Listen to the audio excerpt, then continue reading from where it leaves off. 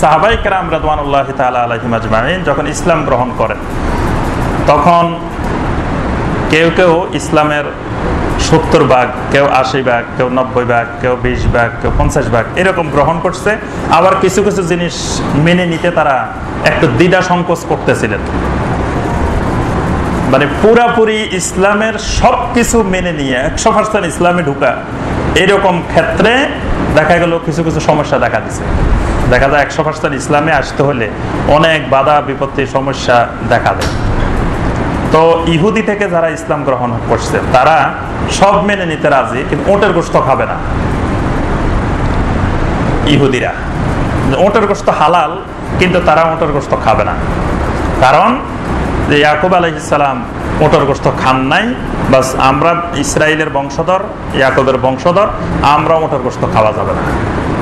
বিশেষ করে সালমান আল ফারসি রাদিয়াল্লাহু তাআলা আনহু, তিনি তো অনেক বড় সাহাবী, তিনিও ইসলাম গ্রহণের পরে ওটের গোশত খান না। তো একটা হলো আপনি হালালকে হালাল মনে করা, কিন্তু কোনো কারণে আপনি খাচ্ছেন না, এটা এক জিনিস। আবার হালালকে হারাম মনে করা, হারামকে হালাল মনে করা, সেটা আরেক জিনিস। গরুর গোশত আপনার হালাল, আপনার হয়তো রোগ আছে, অসুস্থতা আছে, এই জন্য আপনি খাচ্ছেন না, এটা অসুবিধা নেই। কিন্তু আপনি যদি মনে করেন যে না, গরুর গোশত হারাম। তারপরে আপনার ছাগলের মধ্যে পুরুষ মহিলা 2 রকম আছে না? তো পুরুষ যেগুলা পাঠা, এই পাঠার গোশত হালাল না হারাম? হালাল। তা এখন অনেকে আবার পাঠার গোশত খায় না, বলে যে পাঠার গোশত গন্ধ বা খারাপ লাগে, খায় না। তো খান না, এটা ভালো কথা, কিন্তু এটা যে হালাল এটা মেনে নিতে হবে। তো এখন ওটের গোশত ইহুদিরা আগে থেকে খায় নাই, তো তাদের কাছে তো নতুন করে খেতে গেলে ভালো লাগবে না, যে জিনিস তারা অভ্যস্ত না। তো কিন্তু মানে তারা এটাকে হালাল মেনে নিতেও অন্তরে একটু দ্বিধা সংকোচ ছিল, যে ইয়াকুব আলাইহিস সালামের মতো নবী তিনি খান নাই, এত বড় নবী, আবার আল্লাহ রসুল খান, আরো এটারে হালাল বলেন, এটা কেমন কথা? তা আল্লাহ পাক তখন এই ছোট একটা জিনিস, যে সামান্য একটা জিনিস, এই সামান্য এটার থেকে কিন্তু বড় বড় জিনিসের উৎপত্তি হবে।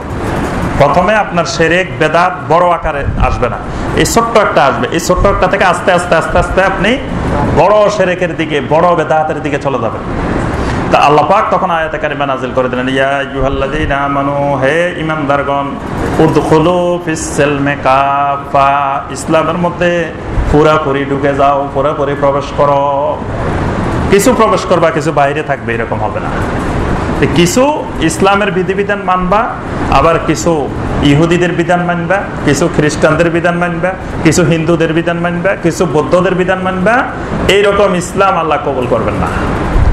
ইসলাম গ্রহণ করলে কাফাতান, আগা গোড়া, ব্যক্তি জীবন, পারিবারিক জীবন, সামাজিক জীবন, অর্থনৈতিক জীবন, রাজনৈতিক জীবন, সবকিছু ইসলামের মধ্যে নিয়ে আসতে হবে, ইসলামের আলোকে নিয়ে আসতে হবে। আল্লাহ পাক বলেন ইসলামের মধ্যে কাফাতান, একেবারে পুরোপুরি ঢুকে যাও। ওয়ালা তাত্তাবিউ খুতুওয়াতিশ শায়তান, শয়তানের খুতুওয়ার অনুসরণ করিও না। শয়তানের খুতুওয়া আমরা একদিন ব্যাখ্যা দিছি, খুতুওয়াকে মানে প্রথম মনে হবে এটা ছোট জিনিস, মোটের গোশত না খাওয়া, এটা আবার কি, এটা তো বড় কিছু না।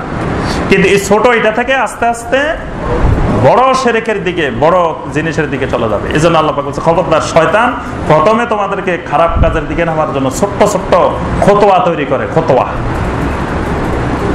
এই জন্য দেখা যায় ওই মানে আমরা বলছি না জানা ব্যভিচারের ব্যাপারে, অশ্লীলতার ব্যাপারে, মানুষের স্বভাবজাত প্রবৃত্তি হলো মানুষ কিন্তু জানা করার দিকে আগ্রহী না। মানুষের মধ্যে স্বাভাবিক ন্যূনতম একটা লজ্জাশীলতা দিয়েই আল্লাহ পাক তৈরি করেছেন। এই জন্য কোনো মানুষকে যদি সরাসরি জানা করার আহ্বান করে, সে করবে না। তো শয়তান এটা জানে ভালো করে, এই জন্য শয়তান একজন মানুষকে জানার দিকে, অশ্লীলতার দিকে নেওয়ার জন্য খুতুওয়ার আশ্রয় নেয়। খুতুওয়া, প্রথম খুতুওয়া হলো মোবাইলে কথা বলে, মোবাইলে কথা বলে, বলে যে মোবাইলে কথা বললে অসুবিধা কি, এটা তো কথা আনা হচ্ছে, বাস এটা হলো শয়তানের একটা খুতুওয়া। তারপরে আবার বাইরে যায় একসাথে ঘোরাফেরা করলো, এটা আরেকটা খুতুওয়া। এইভাবে আস্তে আস্তে রেস্টুরেন্টে গেল, অমুক জায়গায় গেল, তমুক জায়গায় গেল, এই যে ঘুরতে ঘুরতে ঘুরতে ঘুরতে এক সময় তার কাছে জানাটা, ব্যভিচারটা স্বাভাবিক বিষয় হয়ে যাবে। এই যে মূল কাজে নেওয়ার জন্য যতগুলো মাঝখানে ঘাটে পার হইতে হয়েছে, এগুলার নাম হলো খুতুওয়াতে শয়তান। শয়তানের এক একটা খুতুওয়া, ছোট ছোট খুতুওয়া। মানে ওই যে শয়তান চিন্তা করলো যে এখানে বিশাল একটা মারামারি লাগানো দরকার, তো কেমনে মারামারি লাগাবে? হ্যাঁ, প্রথমে একটু মিঠাই আনি রেখেছে, বাস মিঠাই রাখার পরে কি আসছে, হ্যাঁ এবার মিঠা খাওয়ার জন্য ওইটা আসছে, এবার এটার পরে আরেকটা আসছে, আরেকটার পরে আরেকটা আসছে, লাস্টে আসি কুকুর আসছে, কুকুর দুইটা মারামারি করছে। এখন এটা এই বাড়ির কুকুর, এটা এই বাড়ির কুকুর, বাস এবার দুই বাড়িওয়ালা লাগছে মারামারি। হ্যাঁ, বাড়িওয়ালা থেকে 2 গ্রাম, 2 গ্রাম থেকে 2 এলাকা, বাস বিশাল সংঘর্ষের রূপ নিছে। কিন্তু মূল ঘটনা কোথায়?